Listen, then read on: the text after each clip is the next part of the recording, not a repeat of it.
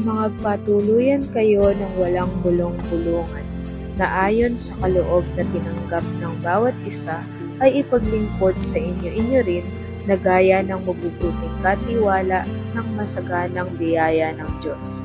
Unang Pedro Kapitulo 4, versikulo 9 hanggang 10.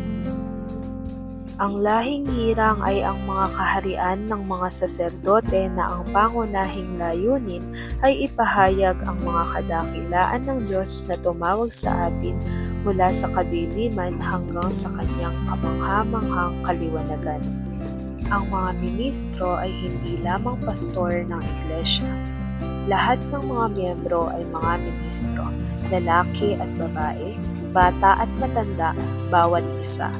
Tayo ay pinili at itinalaga upang maglingkod sa Diyos at magtulungan sa isa't isa. Tayong lahat ay nakatanggap ng kaloob o mga kakayanan upang magamit sa ating sariling ministeryo.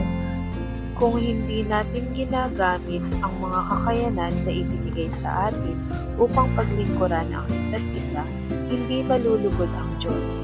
Mayroon tayong iba't ibang mga regalo. Ang kaloob sa iyo ay naiiba sa akin at gayon din sa iba pang mga kapatid.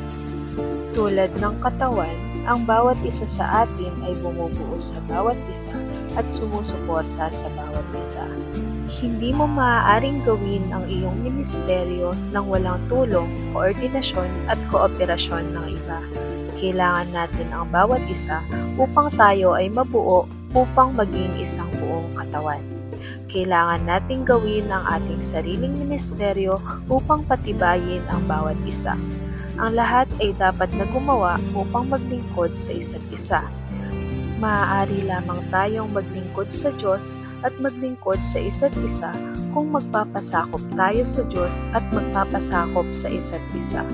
Ilagay natin sa una ang Diyos at isaalang-alang muna ang iba. Higit sa lahat, maaari tayong maging taos-puso, may kusang loob at maligaya na maglingkod sa Diyos at sa ating mga kapatid kung pinupuno ng agape ang ating mga puso para sa kanila.